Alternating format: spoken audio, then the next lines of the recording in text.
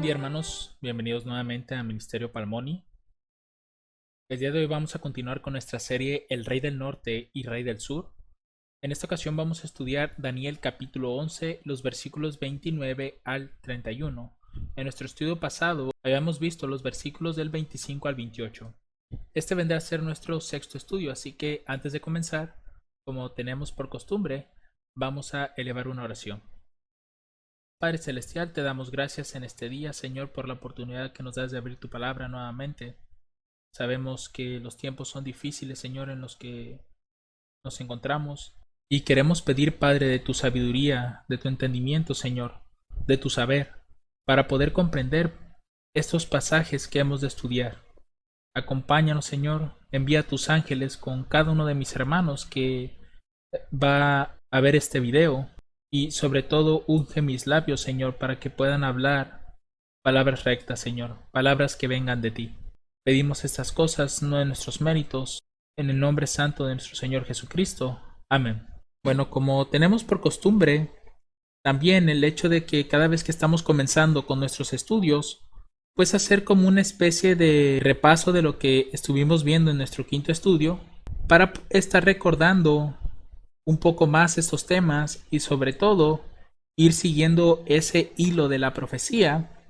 Si ustedes recuerdan, en el versículo 25 habíamos visto que en ese pasaje el rey del norte estaba siendo representado por Octavio, que todos sabemos que más tarde fue conocido como Augusto César, y este fue pues el primer emperador de Roma. Él fue quien luchó contra el rey del sur, conocido como Marco Antonio, y a Marco Antonio le llamamos rey del sur, aunque pues él pertenecía a Roma. Le llamamos así porque él precisamente se casó con Cleopatra, la que se encontraba precisamente en Egipto. Entonces, por eso es que Marco Antonio se vuelve el nuevo rey del sur. Y lo que estuvimos viendo dentro de este pasaje fue la guerra que hubo entre estos dos personajes. Una de las cosas interesantes que vimos fue que Marco Antonio contaba con un ejército mucho más grande que el de Augusto César. Pero, como bien mencionaba la profecía, Marco Antonio no iba a prevalecer.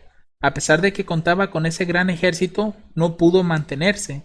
Y esto porque en el verso 26 precisamente se nos explicaba que aquellas personas que habían estado con Marco Antonio pues lo iban a terminar traicionando.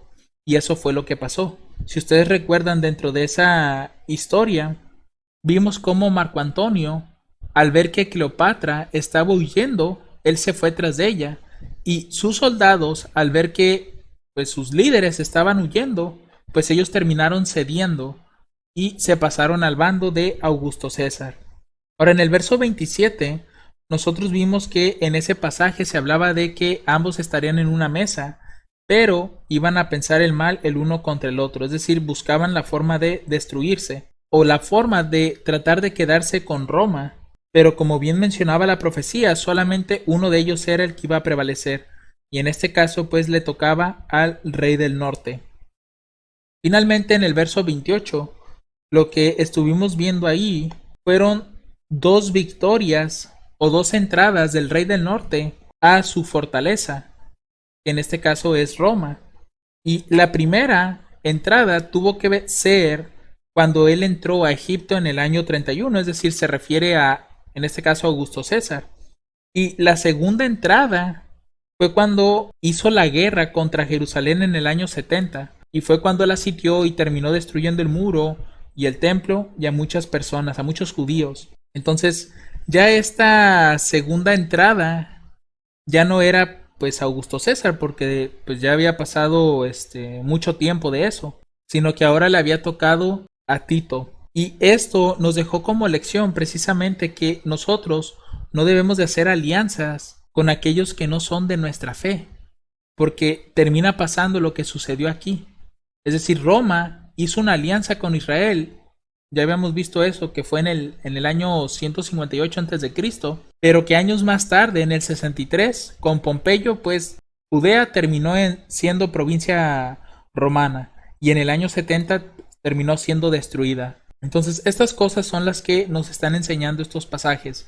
Pero ahora vamos a analizar los versos 29 al 31, porque vamos a ver que dentro de esta historia aparecen otros reyes del norte y reyes del sur, que van a desembocar en el verso 31, que vamos a ver quién será el que va a terminar de rey del norte en esa historia.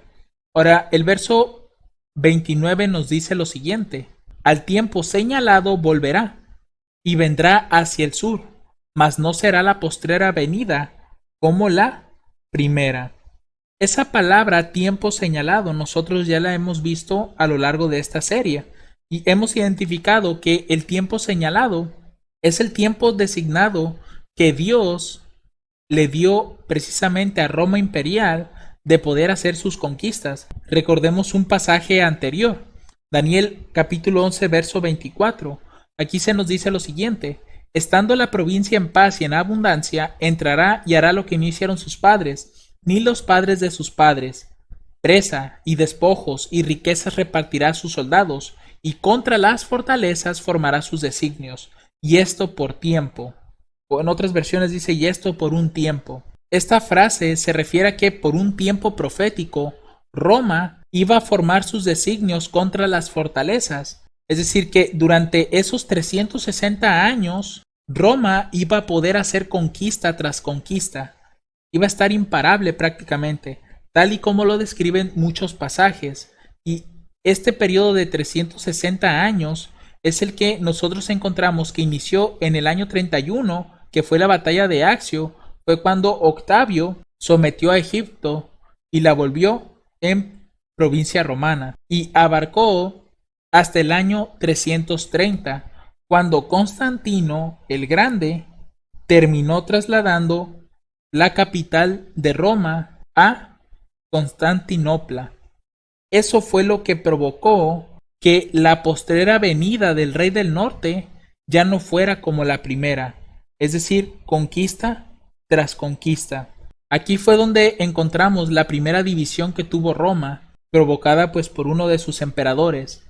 Aquí es donde encontramos el imperio romano occidental y el romano oriental, uno al oeste y el otro al este. También esta frase, para confirmarlo, la encontramos en Daniel 11 verso 27 sobre el tiempo señalado. Dice, y el corazón de estos dos reyes será para hacer mal, y en una misma mesa tratarán mentira, mas no servirá de nada, porque el plazo aún ha de venir al tiempo señalado.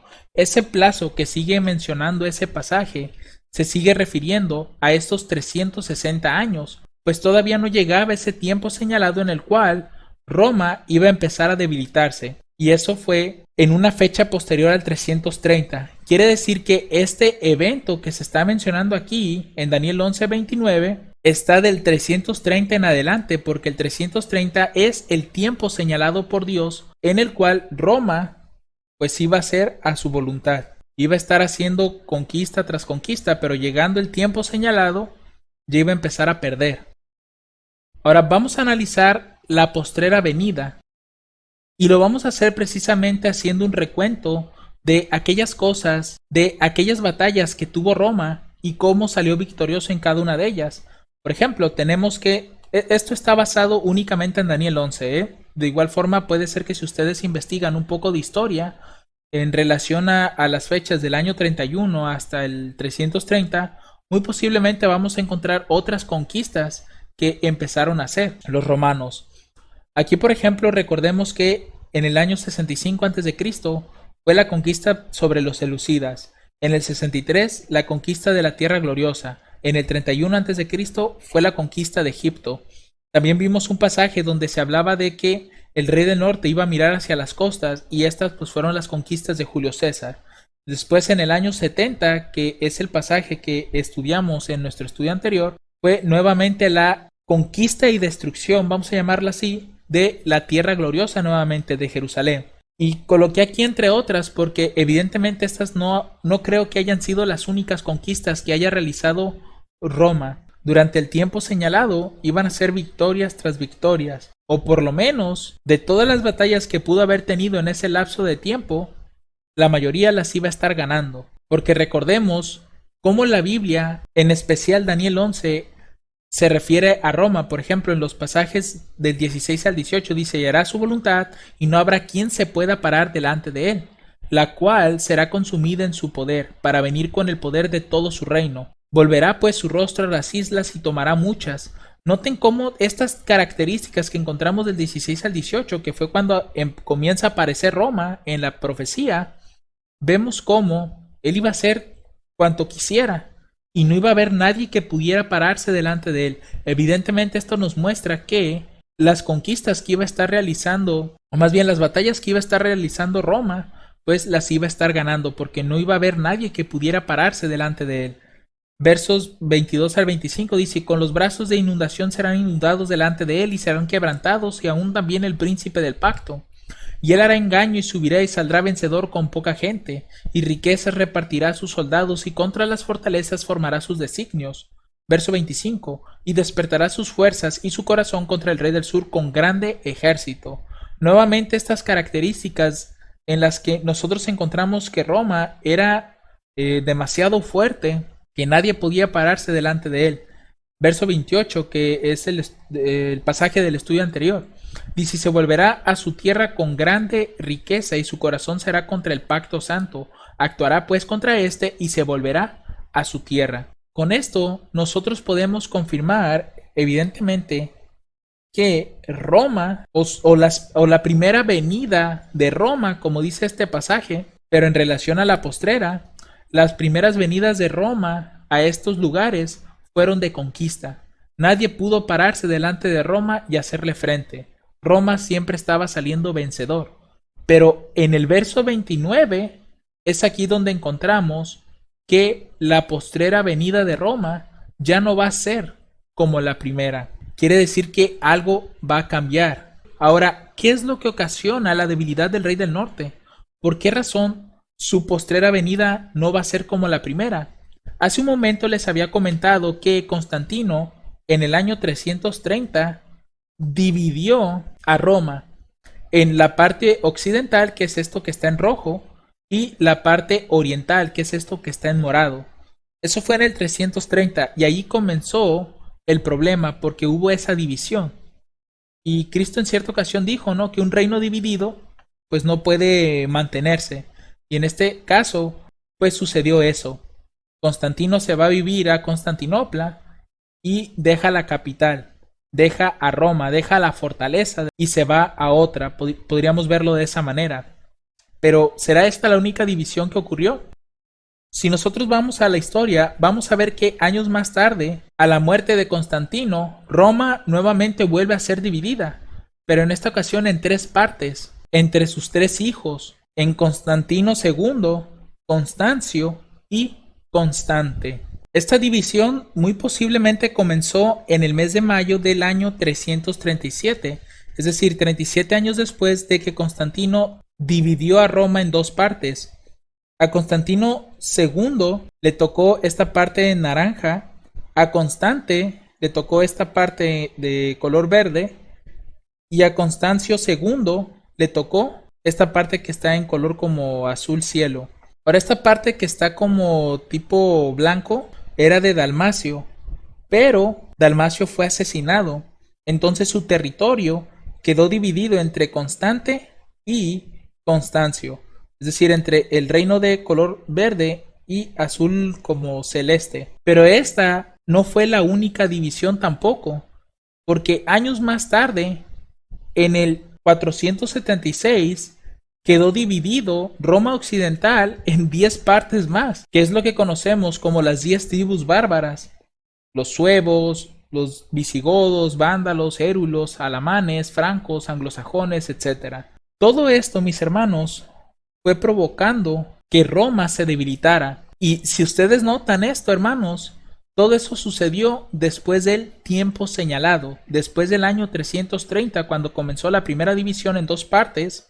Después hubo una división en tres y terminó en una división de 10, por lo menos una parte de Roma, porque recuerden que esta parte pues corresponde al lado occidental, que es Roma occidental, mientras que la parte oriental pues no le había ocurrido nada todavía, no tenía como esa división. Entonces lo que estamos observando aquí es que esas divisiones fueron las que estuvieron provocando que Roma, o en este caso el rey del norte, se estuviera debilitando. Ahora el siguiente pasaje, el versículo 30, nos dice lo siguiente.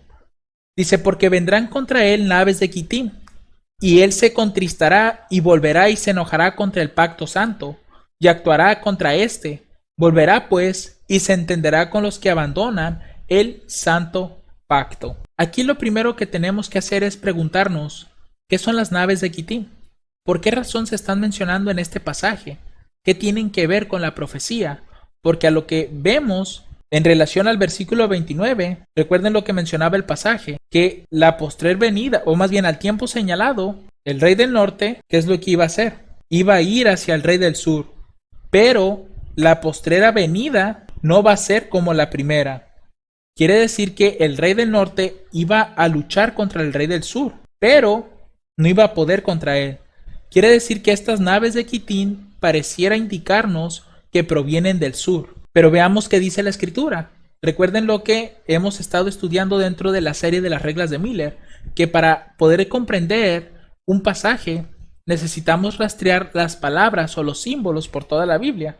Y en este caso, las naves de Quitim, o por lo menos la tierra de Quitim, es mencionada en el libro de Isaías, capítulo 23, verso 1, carga de Tiro. En otras versiones dice profecía contra Tiro. Dice, lamentad, oh naves de Tarsis, porque Tiro es destruida hasta no quedar en ella casa ni lugar por donde entrar. Desde la tierra de Quitim le ha sido revelado. Ahora, si nosotros consultamos a un historiador para ver qué es la tierra de Quitim, porque si estas son naves de Quitim, quiere decir que Quitim es una tierra, y ya hemos visto en Isaías 23:1 que efectivamente es una tierra, pero ¿dónde queda esa tierra? El historiador Adam Clarke nos dice qué es la tierra de Quitim. Se dice aquí que las nuevas de la destrucción de Tiro por Nabucodonosor le son comunicadas por Quitim, las islas y costas del Mediterráneo, porque los tirios, dice Jerónimo acerca del verso 6, es decir, más adelante, cuando vieron que no tenían otro medio de escapar, huyeron a sus barcos y buscaron refugio en Cartago y en las islas del mar Jonio y del Egeo, así también Jarchi en el mismo lugar.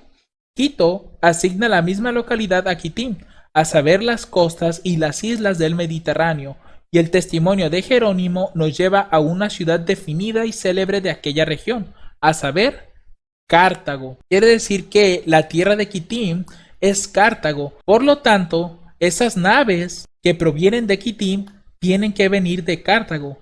Eso quiere decir que en este lugar es donde se encontraba el rey del sur, que iba a atacar al rey del norte. Si vemos el siguiente mapa, nosotros podemos ver que Cartago es toda la parte que está en color verde, y evidentemente podemos ver que Cartago se encuentra al sur de Roma. Es por eso que encontramos al rey del norte y al rey del sur. Con esto, nosotros ya encontramos que el rey del sur tiene que provenir de Cartago. Pero, ¿quién será este nuevo rey del sur? Porque no pueden ser los que vimos en el verso 28 o hacia atrás. Tiene que ser un nuevo rey del sur el que esté apareciendo aquí. Y la pregunta que hice hace un momento, ¿hay algún pueblo que utilizó el puerto de Cartago para invadir a Roma? La respuesta es sí, mis hermanos. Y fueron precisamente los vándalos, a través del feroz Gensérico. Este rey bárbaro se destaca por el hecho de que él estuvo haciendo varias incursiones a Roma occidental.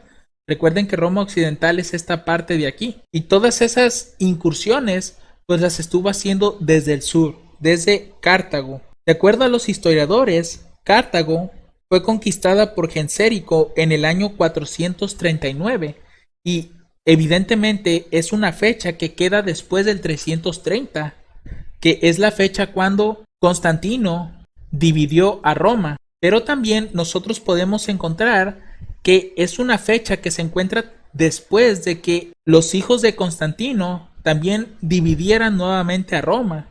Porque recuerden que eso ocurrió más o menos en el año 337, en el mes de mayo.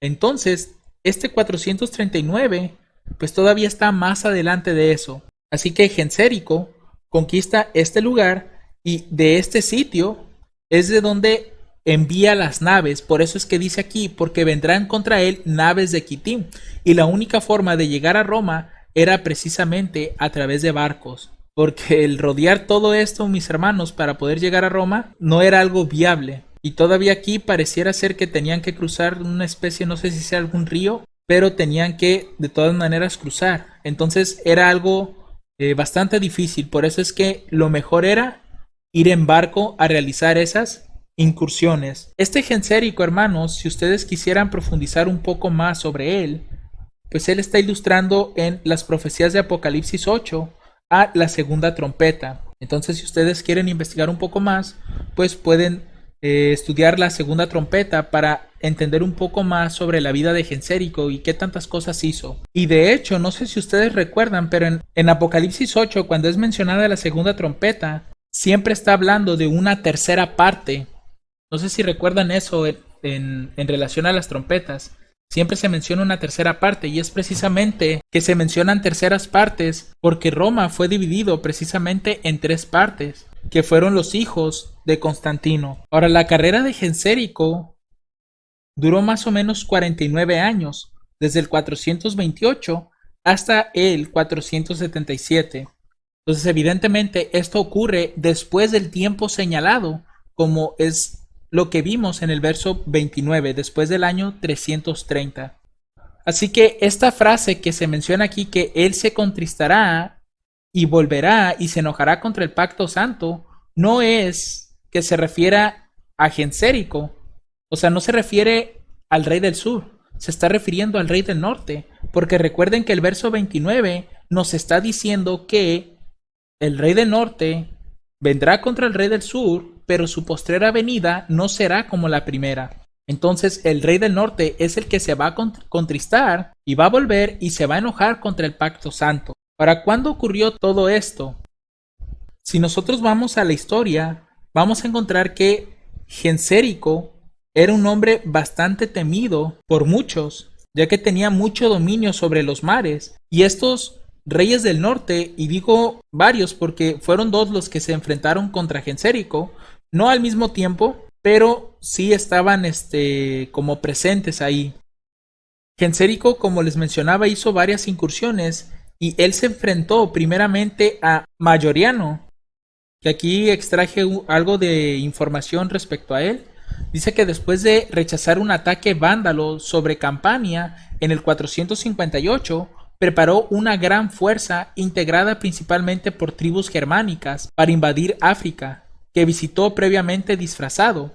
Tras concluir una alianza con Teodórico II, cruzó a principios del 461 los Pirineos con el propósito de emplear la gran flota que había reunido en Cartagena. El rey de los vándalos, Gensérico, después de que todas sus ofertas de paz fueran rechazadas, logró sorprender con la ayuda de ciertos oficiales traidores la flota romana, destruyendo o tomando la mayor parte de las naves. Mayoriano firmó la paz con Gensérico, pero ese tremendo fracaso acabó con su reputación de militar victorioso. Sus esfuerzos por acabar con los abusos y de mejorar la condición de la población se granjearon el odio de los funcionarios, y Ricímero, celoso de su fama e influencia, levantó las tropas extranjeras contra él. Y así fue como terminó esta parte de Mayoriano. Ahora, si nosotros consultamos el libro de Urias Smith de Entendiendo Apocalipsis, páginas 131 y 132, también vamos a encontrar un poco de información respecto a esta historia. Dice que desde el puerto de Cartago salió repetidas veces como pirata para arrebatar presas al comercio romano y hacer la guerra al imperio. Esto se refiere precisamente a Gensérico. Para hacer frente a ese monarca del mar, el emperador Mayoriano, que es del que estamos hablando, y que podemos ver que es como un rey del norte él, hizo extensos preparativos navales. Se talaron los bosques de los Apeninos, se restauraron los arsenales y las fábricas de Ravenna y Misena. Italia y la Galia rivalizaron en hacer contribuciones generosas al erario público, y la marina imperial de 300 galeras grandes, con una adecuada proporción de transportes y navíos menores, se reunió en el seguro y espacioso puerto de Cartagena en España, pero Gensérico se salvó de una ruina inminente e inevitable por la traición de algunos súbditos poderosos que envidiaban o temían el éxito de su señor. Guiado por su comunicación secreta, sorprendió la flota sin custodia en la bahía de Cartagena. Muchos de los barcos fueron hundidos, capturados o quemados, y los preparativos de 3 años fueron destruidos en un solo día. Por eso es que el pasaje anterior, el verso 29, nos dice que la postrer venida del rey del norte no iba a ser como la primera, iba a comenzar a perder una y otra vez. Y aquí es donde entra también otro personaje que podemos verlo como un rey del norte, que en este caso era León I, era un papa de hecho. Entendiendo Apocalipsis, ahora las páginas 132 y 133 nos hablan un poco acerca de esto. Dice: el gasto total de la campaña africana, cualesquiera que fueran los medios de sufragarla, ascendió a la suma de 130,000 libras de oro, unos 5,200,000 libras esterlinas. La flota que salió de Constantinopla para Cartago consistía en 1,113 barcos, y el número de los soldados y los marineros excedía de los 100,000 hombres.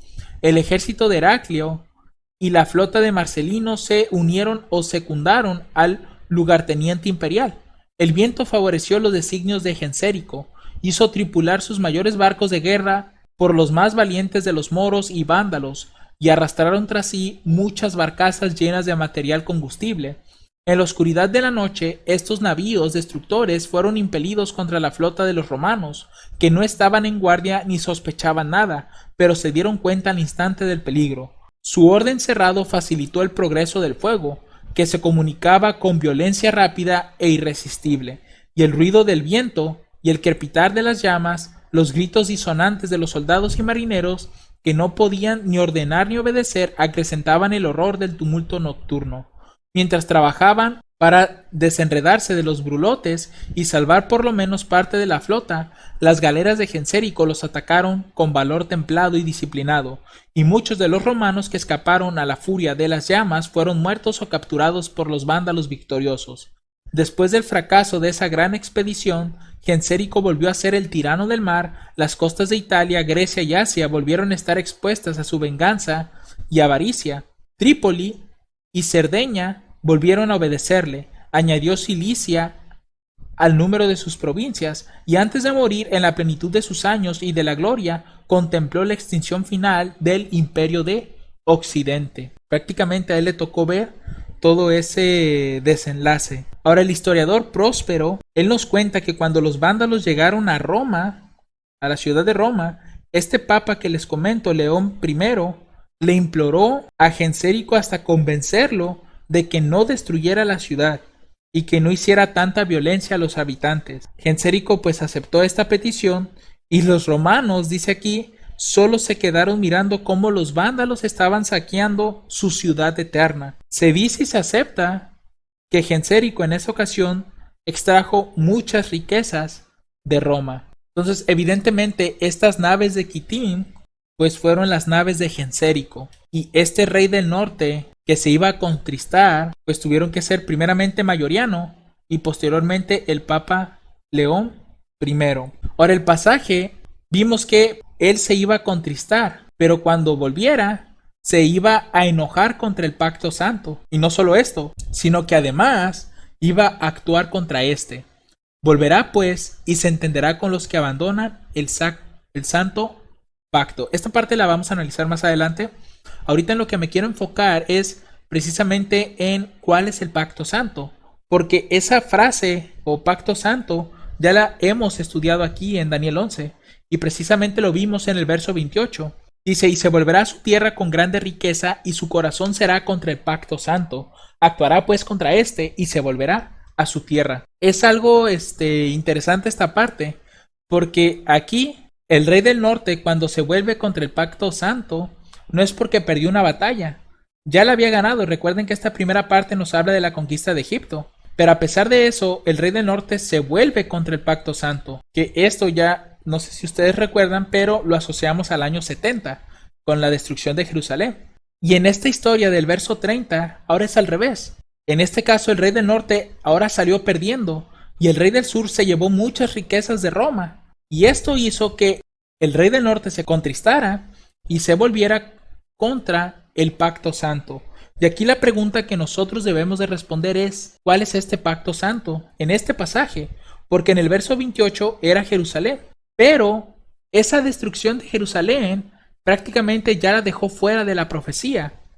Porque recuerden ustedes lo que Cristo había comentado acerca de Daniel capítulo 9, que el tiempo de gracia para Israel era hasta el año 34 con la muerte de Esteban, pero esa gracia se extendió un poco más para alcanzar a aquellas personas que todavía no habían escuchado de Cristo. Por eso es que la destrucción de Jerusalén llegó hasta el año 70, porque Dios extendió su misericordia hasta ese punto, para que tal vez los niños pequeños, los de brazo, o aquellas personas que no habían escuchado hablar de Jesús, pues tuvieran esa oportunidad de oírle y de tomar su decisión. Por eso es que abarcó hasta el año 70. Pero a partir de esa destrucción, Jerusalén ya no forma parte del pacto santo. Entonces, ¿cuál es el pacto santo en este pasaje, en este verso 30? Vamos a analizar algunos pasajes para entender qué es el pacto santo, a dónde se fue, quiénes son. Génesis capítulo 17 versos 1 y 2 nos habla acerca de Abraham y dice lo siguiente: y siendo Abraham de edad de 99 años, le apareció Jehová y le dijo: yo soy el Dios todopoderoso, anda delante de mí, sé perfecto, y yo estableceré mi pacto contigo y te multiplicaré en gran manera. Notemos que aquí se le está haciendo una promesa a Abraham de que Dios iba a establecer su pacto con él. Recuerden eso. Ahora, si vamos a Génesis capítulo 28 verso 14, noten lo que dice el pasaje. Dice: y será tu simiente como el polvo de la tierra, y te extenderás al occidente, y al oriente, y al norte, y al sur, y todas las familias de la tierra serán benditas en ti, y en tu simiente. Estas palabras nos hacen ver que ese pacto que se estaba haciendo con Abraham no solamente iba a ser una bendición para él y su descendencia, sino para todas las familias de la tierra. Entonces, independientemente del país de origen que sea la persona, a través de Abraham, a través de ese pacto que Dios había hecho con Abraham, cualquier persona de cualquier cultura o nación de origen iba a poder entrar en ese pacto, iba a ser bendecida por Dios, iba a formar parte de la familia de Abraham, tan solo por la fe.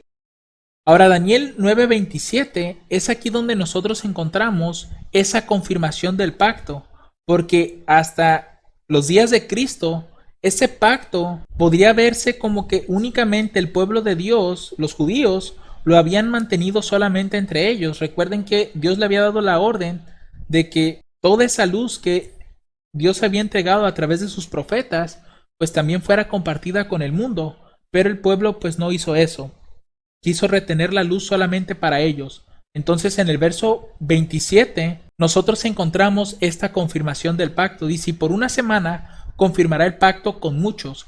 Esos muchos tienen que ser todas las familias de la tierra que iban a ser benditas en Abraham y en su simiente, en toda esa descendencia. Y esa mitad de la semana pues se refiere precisamente a la última semana de las 70 semanas que abarcan desde el bautismo de Cristo en el año 27, abarcan también su muerte en el año 31 y culmina con la muerte de Esteban en el año 34. Entonces fue ahí que el evangelio ya no iba a estar solamente para el judío, sino que ahora iba a pasar a manos de los gentiles, a los que menciona aquí Dios cuando le dijo a Abraham que iba a establecer su pacto con él y que todas las familias de la tierra iban a ser benditas en ti y en tu simiente. Es por eso que Gálatas capítulo 3 verso 28, Pablo está diciendo lo siguiente: ya no hay judío ni griego, no hay esclavo ni libre, no hay varón ni mujer, porque todos vosotros sois uno en Cristo Jesús. Ahí está la confirmación del pacto con muchos. Quiere decir que el pacto santo, el pacto que Dios había hecho con Abraham, ahora pasó a manos de los gentiles. Por eso es que aquí Pablo recalca ese punto. Para aquellos judíos que todavía se sentían como aquellos que eran los depositarios del evangelio, Pablo les dijo: ya no son más solamente ustedes, sino también los griegos, que los griegos representan a todos los gentiles de la tierra, no nada más a la nacionalidad griega, sino a todos los gentiles de la tierra. Entonces, este pacto santo debe de estar conectado a tres cosas. Una es la adoración al domingo, y que esto pues de cierta manera está relacionado a los gentiles, la unión de la iglesia y el Estado, y finalmente que la palabra de Dios comenzó a ser quitada. ¿Cuándo ocurrieron estas tres cosas? ¿O cómo fue ese proceso en el cual este rey del norte se volvió contra el pacto santo? Aquí nos debemos de remontar nuevamente a los días de Constantino. Y para ello pues voy a leer un poco acerca de esa historia. Según la tradición recogida por Eusebio de Nicomedia, el día anterior a la batalla del puente Milvio, Constantino vio en el cielo una señal, una cruz acompañada de la leyenda In hoc signo vinces, con este signo vencerás. Constantino, que probablemente profesaba una religión solar monoteísta, es decir, adoraba al sol, había mantenido contactos con el cristianismo y era consciente de la fuerza que ese credo tenía en el imperio, lo que sin duda influiría en su política posterior. Para conmemorar esta victoria hizo construir en el 315 en el Foro de Roma el famosísimo Arco de Constantino, en el cual atribuyó la victoria sobre Magencio a la protección de la divinidad sin especificar cuál. Posteriormente, la historiografía cristiana calificó la victoria de Puente Milvio como la primera batalla ganada por un emperador romano gracias a la ayuda de Dios. Y es porque aparentemente, pues él creyó que de cierta manera ese signo que vio, esa cruz, pues era Cristo, porque generalmente se asocia a la cruz con Cristo. Y es por eso que él determinó esa parte. Entonces, a pesar de que nos encontramos en el verso 30 y que sabemos bien que ya nos encontramos un poco después de los eventos de las naves de Kitín, pero lamentablemente este suceso ayudó a que más adelante se impusieran ciertas restricciones al pueblo de Dios. Vamos a comenzar con la adoración al sol. Constantino poco a poco se fue introduciendo en el cristianismo y pronto este emperador comenzó a crear leyes que fueran apoyando a los cristianos. De hecho, si ustedes recuerdan, dentro de las 7 iglesias, la iglesia de Esmirna fue una iglesia que padeció mucha persecución. Y de hecho fue uno de los edictos que emitió Constantino en el año 313, conocido como el Edicto de Milán, que hizo que cesaran las persecuciones en contra de los cristianos. Y no solo esto, sino que además permitió la religión dentro del reino, ya que de cierta manera esta ley lo que estaba haciendo dentro del imperio era dar como una libertad religiosa, pero esta ley era o fue especialmente hecha para beneficio particular de los cristianos. El Edicto de Milán dice lo siguiente: dice, habiendo advertido hace ya mucho tiempo que no debe ser cohibida la libertad de religión, sino que ha de permitirse al arbitrio y libertad de cada cual se ejerciten las cosas divinas conforme al parecer de su alma, hemos sancionado que, tanto todos los demás, cuanto los cristianos conserven la fe y observancia de su secta y religión, que a los cristianos y a todos los demás se conceda libre facultad de seguir la religión que bien tenga, a fin de que quien quiera que fuere el numen divino y celestial pueda ser propicio a nosotros y a todos los que viven bajo nuestro imperio. Así pues, hemos promulgado con saludable y rectísimo criterio esta nuestra voluntad, para que a ninguno se niegue en absoluto la licencia de seguir o elegir la observancia y religión cristiana. Antes bien, sea lícito a cada uno dedicar su alma a aquella religión que estimare convenirle. Y es curioso porque esta ley de Constantino es muy parecida a una de las enmiendas de Estados Unidos, donde se permite la libertad de religión. Entonces, si ustedes notaron también, este edicto de Milán, pues habla demasiado de los cristianos y eso nos deja ver que realmente esta ley fue hecha para favorecerlos a ellos. Y esto fue con motivos pues políticos, porque realmente Constantino quería agradarles a los cristianos porque esa religión estaba creciendo mucho en el imperio. Entonces, ¿qué fue lo que hizo Constantino más adelante después de este edicto de Milán? De acuerdo a la historia, Constantino emitió una ley dominical o un edicto dominical, aunque en ese tiempo no se le llamaba pues de esa manera, sino que tenía por nombre Dies Solis, que es traducido como el día del sol, y el edicto decía lo siguiente. Dice, la ley dada por Constantino el 7 de marzo del año 321 relativa al día de descanso era como sigue: que todos los jueces y todos los habitantes de la ciudad y todos los mercaderes y artesanos descansen el venerable día del sol. Ahí está el dies solis. Esta era una ley para descansar en el día en que se adoraba a esa deidad. Dice: empero que los labradores atiendan con plena libertad al cultivo de los campos, ya que acontece a menudo que ningún otro día es tan adecuado para la siembra del grano o para plantar la viña, de aquí que no se deba dejar pasar el tiempo favorable concedido por el cielo. Descansen todos los jueces, la plebe de las ciudades y los oficios de todas las artes el venerable día del sol, pero trabajen libre y lícitamente en las faenas agrícolas los establecidos en los campos, pues acontece con frecuencia que en ningún otro día se echa el grano a los surcos y se plantan vides en los hoyos más convenientemente, a fin de que, con ocasión del momento, no se pierda el beneficio concedido por la celestial providencia. Esto pues lo pueden encontrar en el código de Justiniano, por si quieren buscar la fuente.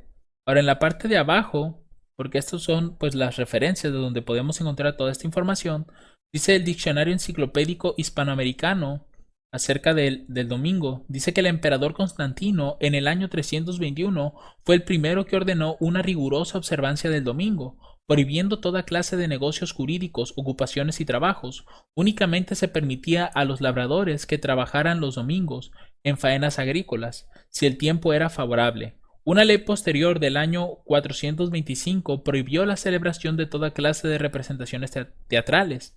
Y finalmente, en el siglo VIII, se aplicaron en todo su rigor al domingo cristiano las prohibiciones del sábado judaico. Noten que más adelante, en el siglo VIII, ahora lo que se estaba prohibiendo era el sábado judaico.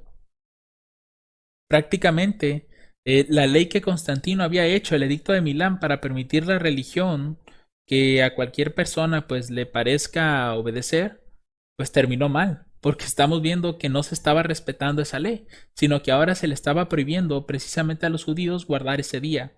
Y esta es la razón, mis hermanos, y si estamos siendo y si alguien que no es de nuestra fe está mirando este video, es por eso que hoy en día todos los negocios, como una costumbre, siempre los domingos cierran sus negocios. O no los abren, o por lo menos trabajan hasta mediodía. Pero es esa razón de que esto que generalmente se ve en el mundo los domingos es precisamente por este edicto que se dio hace muchos siglos atrás.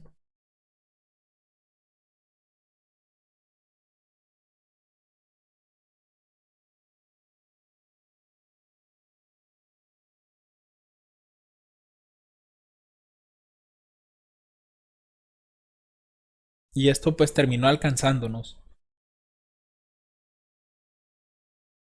Además que esta no fue la única ley que Constantino emitió en relación al domingo. Hubo otros emperadores que también estuvieron haciendo leyes para estar favoreciendo este día. Por ejemplo, en el año 364 se dio el concilio de la Odisea, en el cual se incluía en el canon 29 el no descansar el día de Shabbat. Es lo que me mencionaba esta parte, ¿no? Que más adelante se estaba prohibiendo incluso que los judíos pudieran guardar el sábado. En el 383, el emperador romano Teodosio cambió el nombre de Dies Solis, Día del Sol, porque aquí es como se le nombraba, el venerable Día del Sol. Cambió el Dies Solis porque sonaba todavía al paganismo romano, ¿no? Porque recuerden que ellos adoraban al dios Sol. Entonces le pusieron Dies Dominicus, que significa Día del Señor. Y se lo pusieron así para poder aparentemente honrar a Cristo, cuando sabemos que pues no es así. Y en el 451, el concilio de Calcedocia aprobó el canon del concilio de la Odisea del año 364, haciendo de este un canon ecuménico, o sea, para todos. El canon del concilio de la Odisea, les comenté que era para prohibir el descanso en sábado. Y pues ya en el 451 se volvió un canon ecuménico, un canon para todos ya. Esta fue la primera de las cosas que provocó que Roma se enojara contra el Pacto Santo. La siguiente que hizo fue unir la iglesia con el Estado. Recuerden que Apocalipsis 17, los versos del 1 y 2, nos hablan de una gran ramera que representa en sí una iglesia que fornica con los reyes de la tierra. Y si vino uno de los 7 ángeles que tenían las 7 copas y habló conmigo diciéndome, ven acá y te mostraré la condenación de la gran ramera, la cual está sentada sobre muchas aguas, con la cual han fornicado los reyes de la tierra, y los que moran en la tierra se han embriagado con el vino de su fornicación. Este pasaje nos habla directamente del Vaticano en sí. ¿Por qué digo esto? Porque fue esta iglesia la que terminó convirtiéndose como la religión oficial del Imperio Romano. Es ahí donde nosotros vemos esa unión de iglesia y Estado, siendo que Dios ya la había prohibido tiempo atrás. Noten lo que dice la siguiente fuente. Dice, queremos que todos los pueblos que son gobernados por la administración de nuestra clemencia profesen la religión que el divino apóstol Pedro dio a los romanos. Y no todos sabemos que a Pedro se le considera como el primer papa. Dice que hasta hoy se ha predicado como la predicó él mismo, y que es evidente que profesan el pontífice Damaso y el obispo de Alejandría. Pedro, hombre de santidad apostólica. Esto es, según la doctrina apostólica y la doctrina evangélica, creemos en la divinidad única del Padre, del Hijo y del Espíritu Santo bajo el concepto de igual majestad de la piadosa Trinidad. Ordenamos que tengan el nombre de cristianos católicos quienes sigan esta norma, mientras que los demás los juzgamos dementes y locos sobre los que pesará la infamia de la herejía. Sus lugares de reunión no recibirán el nombre de iglesias y serán objeto primero de la venganza divina y después serán castigados por nuestra propia iniciativa que adoptaremos siguiendo la voluntad celestial. A esto se le conoce como el Edicto de Tesalónica y fue llevado a cabo en el año 380, el 28 de febrero específicamente por el emperador Teodosio. Prácticamente se estaba estableciendo a la Iglesia Católica como la Iglesia universal del Imperio Romano. Y esto pues provocó que más adelante los cristianos comenzaran a sufrir persecuciones bajo este poder, bajo esta Iglesia unida al Estado. Y eso es precisamente lo que también provocó que Roma se volviera contra el pacto santo, contra lo que Dios había establecido en su palabra, de que la unión entre iglesia y Estado no debe de ser.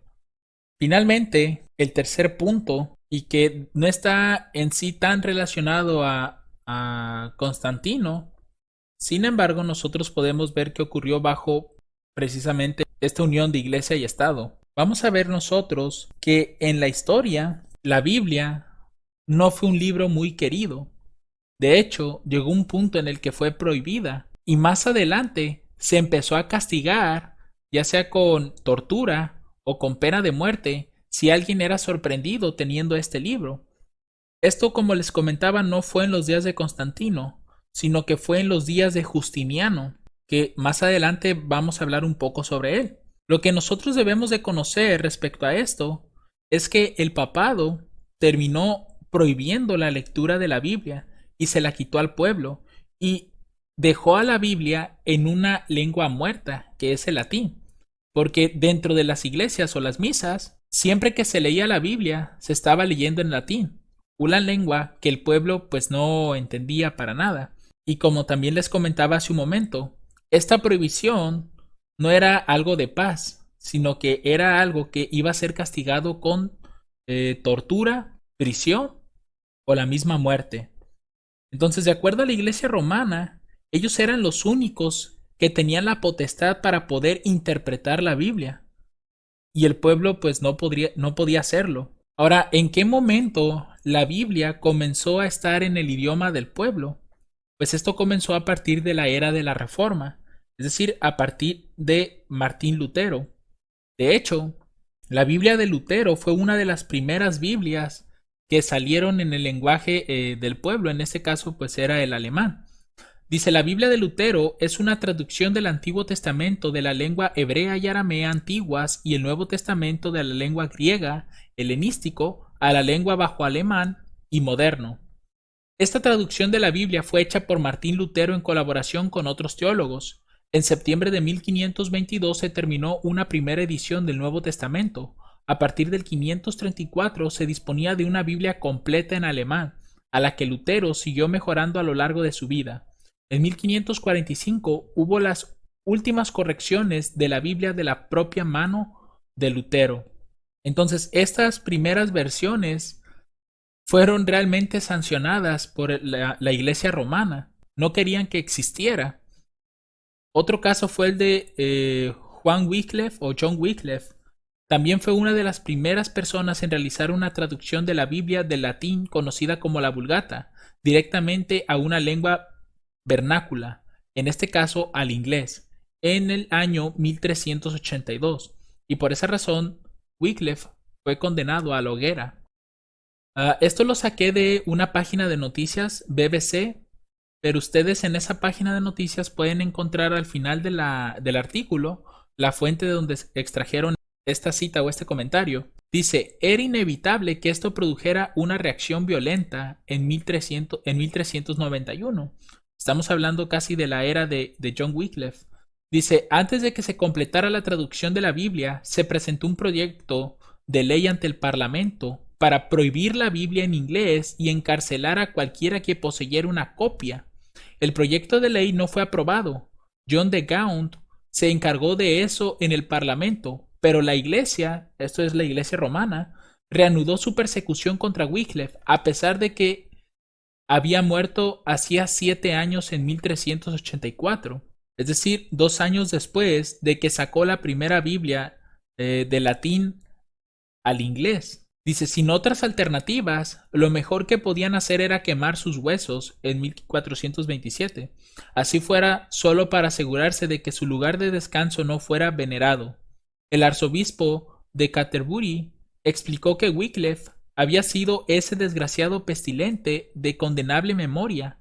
Si el precursor y discípulo del anticristo que como complemento de su maldad inventó una nueva traducción de las escrituras a su lengua materna. Prácticamente fue condenado por esto, hermanos.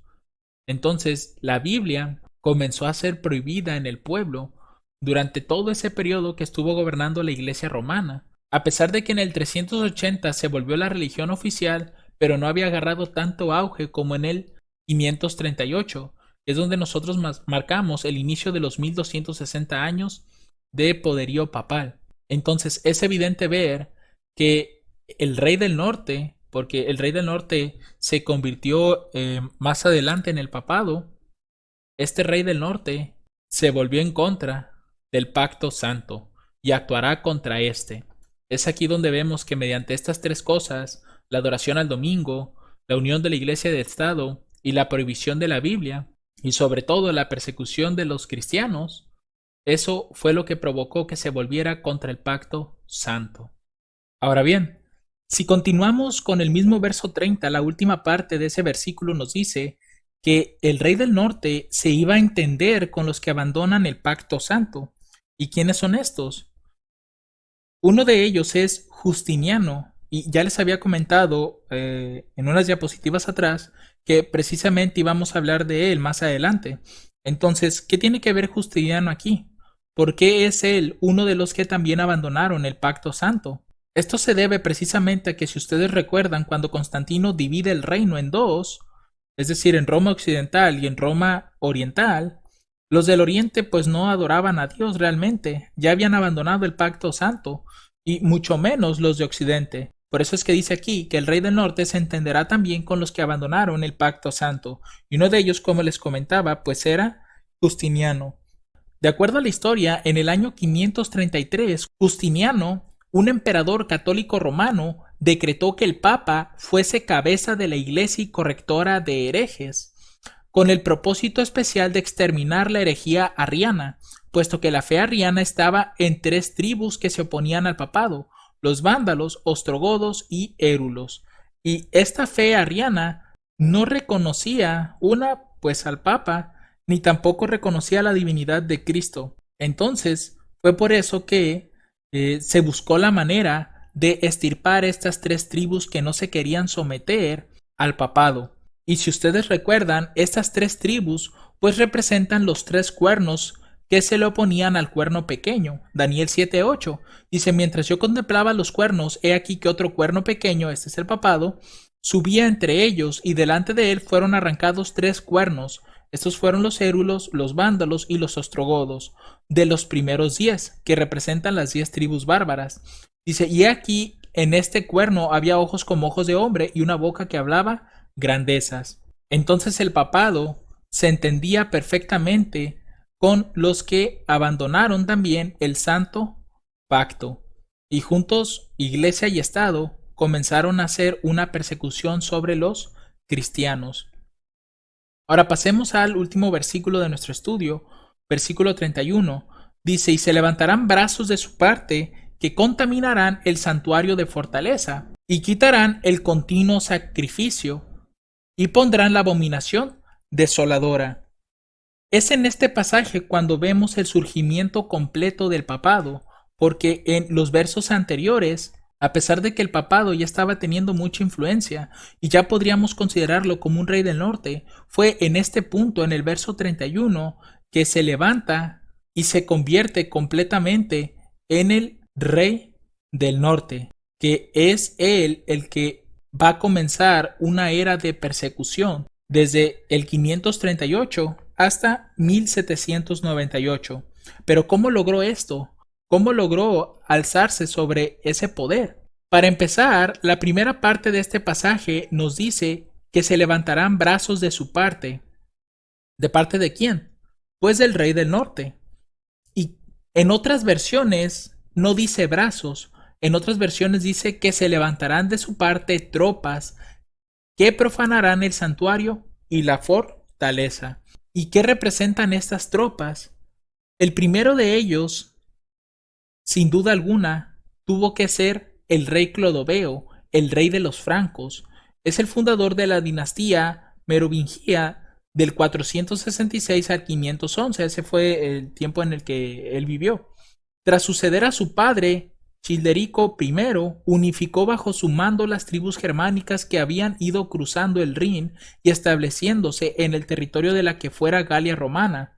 Primero se impuso a los jefes salios y ripuarios, después derrotó al duque Siagrio, último representante de la autoridad romana en las Galias en el 486, y más tarde expulsó a los alamanos en la batalla de Tolbiac en el 496. Este fue el primero de los reyes de las tribus bárbaras, recuerden que eran 10, que se levantó y se bautizó al cristianismo. ¿Y cómo ocurrió esto?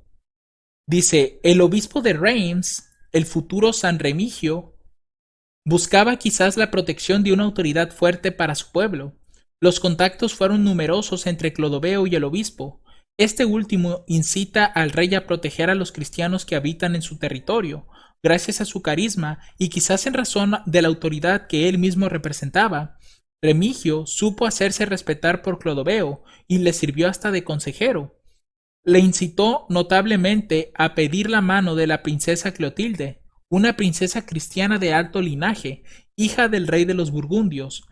El matrimonio tuvo lugar en el año 492, probablemente en la localidad de Soissons. Desde entonces, Clotilde hizo todo lo posible para convencer a su esposo de convertirse al catolicismo.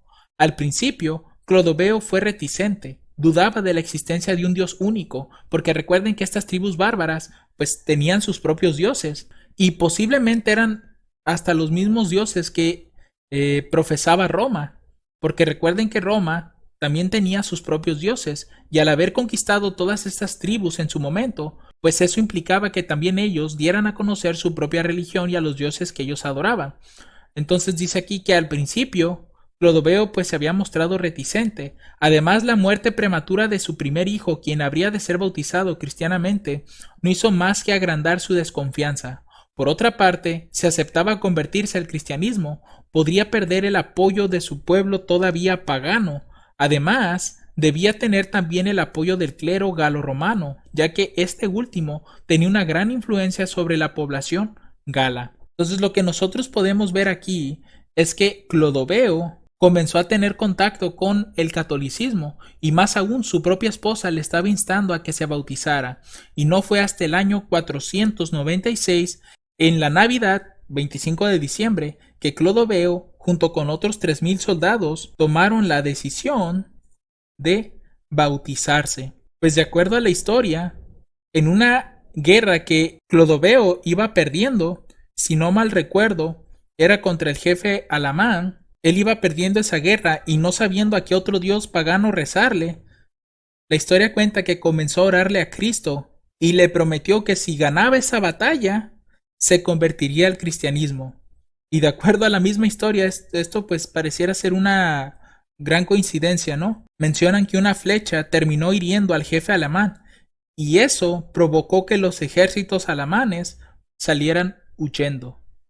Y fue por eso que él pues toma esa decisión en el año 496 junto con 3000 guerreros. Por eso es que a él se le conoce como el hijo mayor de la iglesia o también se refiere a él como la cristianísima majestad, porque fue él el primer rey bárbaro en convertirse al catolicismo y los otros pueblos bárbaros, al ver que esto ocurría, pues también comenzaron a tomar la decisión de estarse bautizando y de convertirse al cristianismo.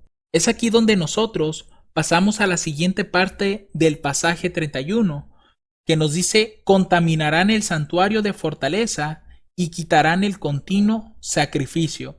Aquí no sé si algunos ya habrán notado que la palabra sacrificio la he tachado, y es porque, como muchos saben, en primeros escritos nosotros encontramos que Dios nos advirtió que esta palabra sacrificio no corresponde al texto y que el correcto entendimiento lo tenían los que proclamaron la hora del juicio en el año 1844.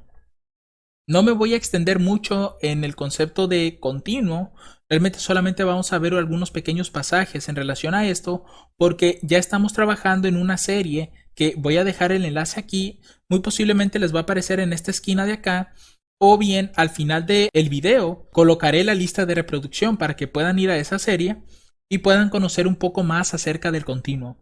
Entonces, ¿a qué se refiere esta parte con que contaminarán el santuario de fortaleza y quitarán el continuo? El continuo, mis hermanos, de acuerdo a la historia, representa al paganismo.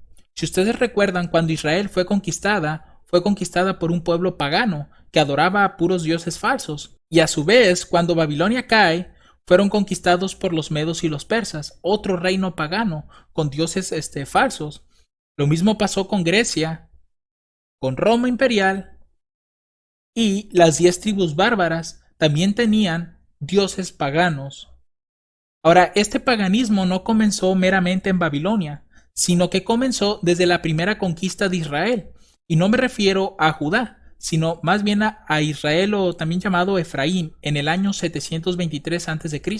Recuerden que este fue el primer pueblo en ser dispersado y fue meramente por Asiria, una nación pagana. Entonces lo que nosotros podemos ver aquí es que el pueblo de Dios ha sido pisoteado por pueblos paganos durante un largo periodo de tiempo, y este paganismo es precisamente el continuo que ha estado presente bajo cada reino que ha estado pisoteando al pueblo de Dios, hasta que aparece la abominación desoladora, que es un poder similar al continuo, pero que no tiene como tal dioses falsos únicamente, sino que también profesa la adoración al Dios verdadero. Ahora, lo que nosotros debemos de entender aquí es también la palabra quitar, porque aquí dice que quitarán el continuo, y eso lo vemos en Daniel 11:31. Y recuerden que esta historia pues está corriendo entre el 400 y el 538, todo esto que estamos estudiando. Ahora, si nosotros vamos a Daniel capítulo 8, verso 11, vamos a encontrar también que el continuo es quitado. Dice: aún contra el príncipe de la fortaleza se engrandeció, y por él fue quitado el continuo sacrificio, y el lugar de su santuario fue echado por tierra. Aquí, si ustedes miran esa serie que les comento, van a encontrar que la palabra quitado que está en Daniel 8 realmente no es quitado. Si consultamos la concordancia Strong, esta palabra quitado es la H7311 y nos dice que quitado en realidad es elevado, es elevarse, enaltecer, es exaltar.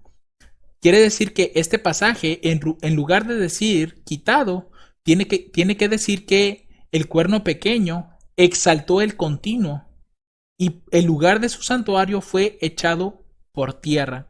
A eso se refiere este pasaje. No se está quitando el continuo aquí. Y de hecho, este cuerno pequeño que aparece aquí ni siquiera es Roma papal, es Roma imperial. Cuando ustedes vean esa serie que les comento, van a entender por qué el cuerno pequeño que está siendo mencionado aquí es Roma imperial, que está exaltando el continuo, porque ellos no creían en el Dios verdadero, ni siquiera profesaban el cristianismo, ellos profesaban el paganismo puro, a dioses falsos, a la deidad del sol y a otras deidades que tenían para diversas cosas, ¿no? Para las cosechas, para el amor, etcétera. Entonces, aquí hay mucha confusión porque muchos dicen que el continuo fue quitado aquí y otros dicen que el continuo fue quitado acá. Y hay otros que dicen que se refiere al mismo evento, pero no es cierto, son eventos diferentes en épocas diferentes.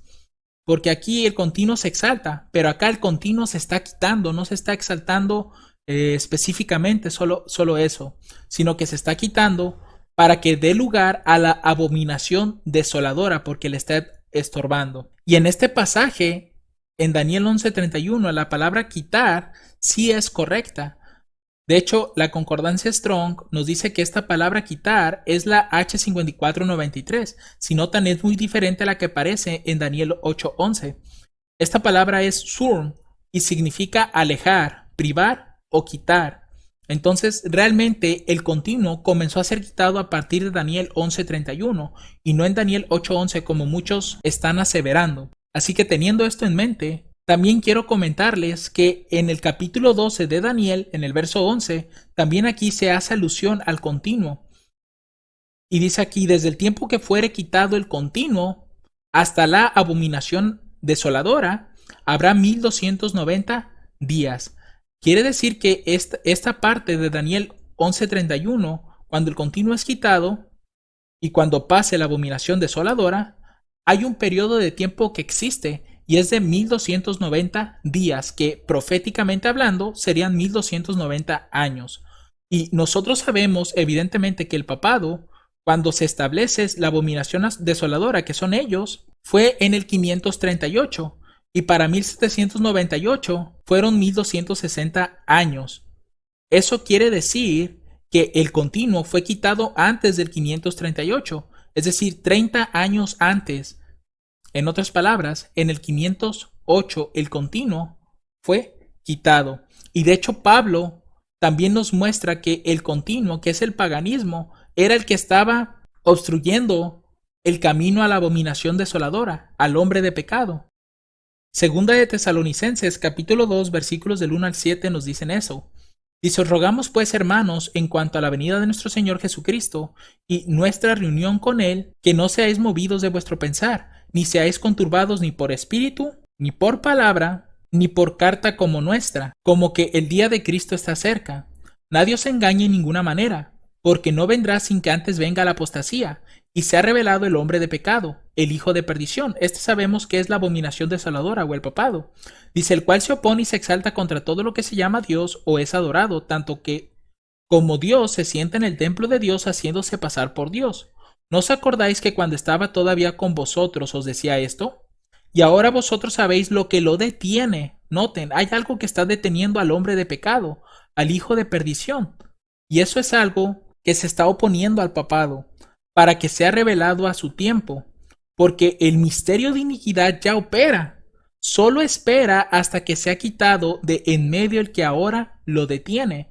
Noten, el ministerio de iniquidad ya estaba operando en los días de Pablo, solo que el misterio de iniquidad estaba esperando hasta que sea quitado de en medio el que ahora lo detiene.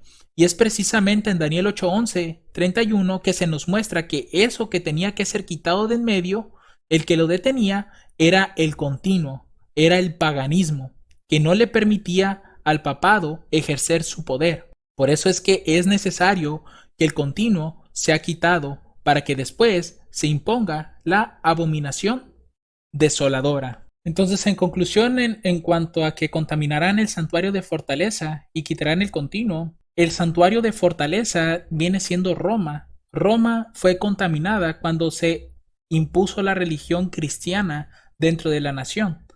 Esa fue la forma en la que se hizo esa contaminación. Y realmente quien comenzó esa obra, pues fue en este caso Clodoveo, que el hecho de que él se haya bautizado al cristianismo católico, pues provocó que las otras tribus también hicieran lo mismo. Y así fue como comenzaron ellos a contaminar el santuario.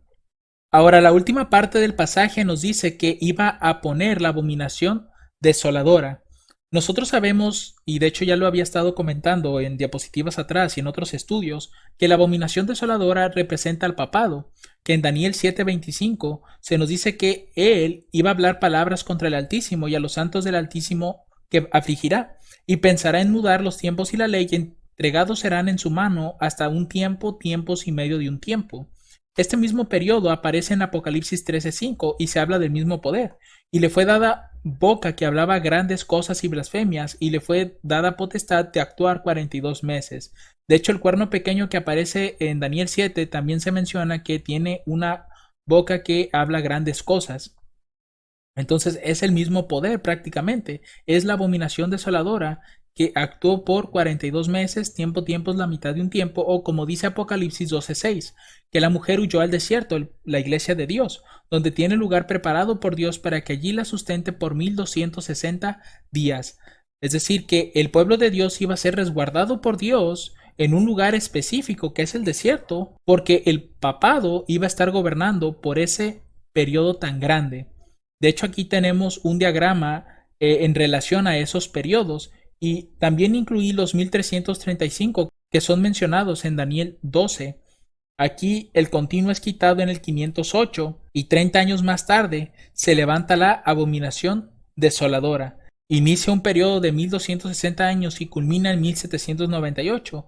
Y en el caso del continuo, hasta la abominación desoladora fueron 1290 años. Por eso les mencionaba que es por esa razón que en Daniel 11:31 y en Daniel 12 el continuo y la abominación desoladora siempre están juntos, porque cuando uno es quitado es cuando aparece el otro, no los podemos separar. Entonces recuerden, el continuo se quita aquí, comienza la abominación desoladora y corren los 1260, y en el caso del continuo, pues a partir del 508 corren otros dos periodos, los 1290 y los 1335. Y así es como nosotros, mis hermanos, podemos hacer estas conexiones y podemos ver que la abominación desoladora se levanta en el 538. Ahora, para terminar nuestro estudio, quisiera mostrarles por qué razón hemos dicho a lo largo de este estudio que el rey del norte, cuando se levanta, tiene que realizar 3 conquistas. Nosotros sabemos que Babilonia, la Babilonia literal, que también se relata mucho de ellos en Daniel capítulo 1, capítulo 2, capítulo 3, nosotros sabemos que Babilonia representa al rey del norte. ¿Por qué? Porque es precisamente el nombre de Babilonia que se le está asignando al papado al fin del tiempo.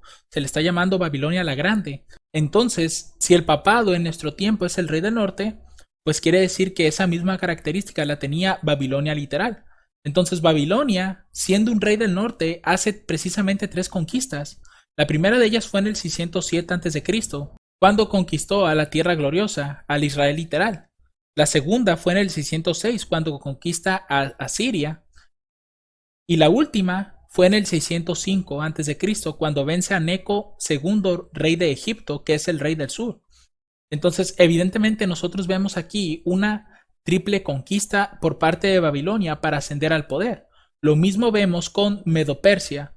Recuerdan que el oso tenía 3 costillas, pues representan 3 conquistas. Una de ellas fue, en este caso, a Babilonia en el 539. Después fue a Lidia en el 547. Y finalmente en el 525 hace guerra contra Egipto. Esas son las 3 costillas que tenía el oso en Daniel capítulo 7. Después de esto tenemos a Roma imperial, y también este hace 3 conquistas. En el 65 recuerden que vimos que lucha contra Antíoco XIII asiático, que era el rey seleucida, lo vence. Posteriormente en el 63 nuevamente conquista la tierra gloriosa. En el 31 vence a Egipto, y es curioso, pero si ustedes notan, con estos 3 siempre está venciendo a Egipto al final. Siempre. Es como una característica muy particular que tiene el rey del norte. tiene que vencer al sur, pero también, si ustedes notan, tanto en Babilonia literal como en la Roma imperial, dentro de ellos dos, tiene que conquistar a la tierra gloriosa. Y eso es algo que nosotros podemos ver en Daniel 11, 40 al 45. Entonces, el papado, con toda esta historia que estuvimos desarrollando, podemos ver que Roma papal venció a los érulos en el 493 después de Cristo, después a los vándalos en el 534 y finalmente a los ostrogodos en el 538. Esas fueron las tres conquistas que Roma papal tuvo que realizar para poder convertirse en el nuevo rey del norte y poder establecer ahora sí la abominación desoladora. Y con esto, mis hermanos, terminamos este estudio. Espero haya sido de gran bendición para ustedes y que si tienen alguna pregunta o duda sobre lo que se estuvo viendo, tengan confianza de enviarnos un correo o hacer algún comentario dentro de los comentarios de YouTube. Que el Señor les bendiga abundantemente. Amén.